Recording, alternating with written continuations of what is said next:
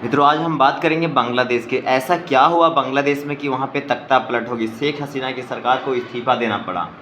तो जानते हैं कि कैसे एक रिजर्वेशन पॉलिसी ने, कैसे एक कोटा पॉलिसी ने पूरी देश में आंतरिक अशांति फैला दिया और वहाँ की सरकार को इस्तीफ़ा देना पड़ा। वहाँ की जो प्राइम मिनिस्टर शेख हसीना है उसको देश छोड़कर भागकर किसी और देश में पनाह लेना पड़ा। ऐसा क्या हुआ? तो मित्रों, हम जानते हैं कि बांग्लादेश की आज़ादी 1971 में मिली। वो पाकिस्तान से अलग हुआ था। जिसमें 1971 में बांग्लादेश पाकिस्तान से अलग हुआ, तो उसमें जिन लोगों ने अपनी भागीदारी दी थी देश को आज़ाद करने में, मतलब कि जो भी फ्रीडम फाइटर थे उनके लिए रिजर्वेशन की व्यवस्था की गई थी। जो भी महिलाएं उस समय फ्रीडम के समय जो वायलेंस से सफ़र की थी उनके लिए रिजर्वेशन की व्यवस्था की गई थी। तो 2018 से पहले आप देखेंगे कि जब 1971 में ये आज़ाद हुआ, बांग्लादेश एक कंट्री बना, तो 1972 में वहाँ पे रिजर्वेशन की व्यवस्था की गई थी।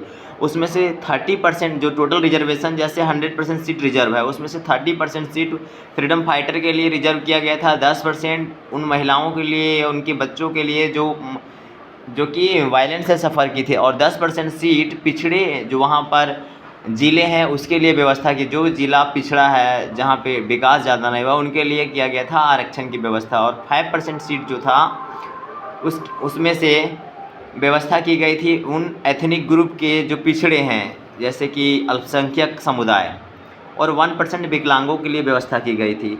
2018 में इस व्यवस्था को स्ट्राइक डाउन कर दिया गया बांग्लादेश के सुप्रीम कोर्ट के द्वारा, और एक नई व्यवस्था दी गई जिसमें से 5% सीट रिजर्व किया गया फ्रीडम फाइटर ग्रुप के लिए, 2% सीट रिजर्व किया गया जिसमें से 1% सीट एथनिक ग्रुप अल्पसंख्यक ग्रुप के लिए और 1% सीट विकलांगों के लिए। तो 7% सीट बांग्लादेश के एम्प्लॉयमेंट का, जो गवर्नमेंट एम्प्लॉयमेंट है उसका 7% सीट रिजर्व कर दिया गया और 93% सीट अनरिजर्व। लेकिन हाल ही में क्या हुआ, बांग्लादेश के एक हाईकोर्ट ने इस डिसीजन को ख़त्म किया और जो पहले का व्यवस्था था उसको पुनः बहाल किया, जिसमें से पहले जो 30% रिजर्वेशन की व्यवस्था थी फ्रीडम फाइटर के लिए उसको पुनः बहाल किया। तो हुआ यूँ कि इस व्यवस्था पे जो डिसीजन हाईकोर्ट ने दिया उसको बरकरार रख दिया, उसको सही ठहरा दिया बांग्लादेश का सुप्रीम कोर्ट ने, जिसके वजह से क्या हुआ कि वहाँ पे जो 2018 में व्यवस्था आई थी 5% से लेकर 7% जो सीट रिजर्व किया गया था वो व्यवस्था ख़त्म हो गया, जिससे वहाँ के लोगों में काफ़ी गुस्सा होने लगा। वहाँ के स्टूडेंट ग्रुप काफ़ी नाखुश हो गया और वो लोग क्या करने लगे कि जो यूनिवर्सिटी के छात्र हैं, कॉलेज के छात्र हैं, सब लोग सरकार की इस फैसले के ख़िलाफ़ आवाज़ उठाना शुरू किया। और उसमें से फिर आप देखेंगे जो शेख हसीना के पार्टी है बांग्लादेश अवामी लीग, उसके जो अपोजिशन पार्टी है, बांग्लादेश अवामी लीग के जो अपोजिशन पार्टी है जैसे नेशनलिस्ट पार्टी, ये लोग सब उन स्टूडेंटों को साथ देने लगा जो कि शेख हसीना के ख़िलाफ़ थे, और इन लोगों ने मिलके ढाका के ओर कूच किया और सरकार की तख्ता पलट कर दी। और फिलहाल वहाँ पे मामलों को कंट्रोल में करने के लिए, आंतरिक शांति को बहाल करने के लिए सेना ने सारे पावर को अपने हाथों में सेंटर्ड कर लिया और शेख हसीना इस्तीफ़ा दे दी और शेख हसीना देश छोड़ के कहीं किसी और देश में साथ पनाह ले ली।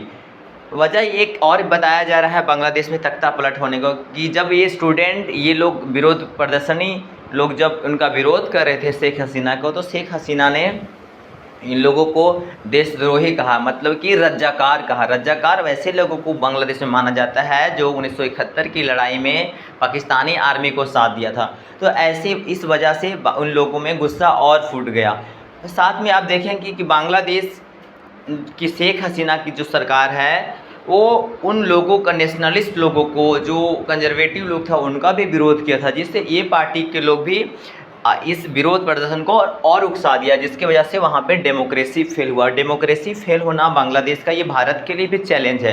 कहीं ऐसा ना हो कि बांग्लादेश में जो लोग हैं जो प्रो इंडिया नहीं है, उन लोग का सपोर्ट लेकर चाइना और पाकिस्तान भारत के विरोध में कुछ एक्टिविटीज़ कर सकते हैं बांग्लादेश के सपोर्ट से। तो ये भारत के लिए चैलेंज है।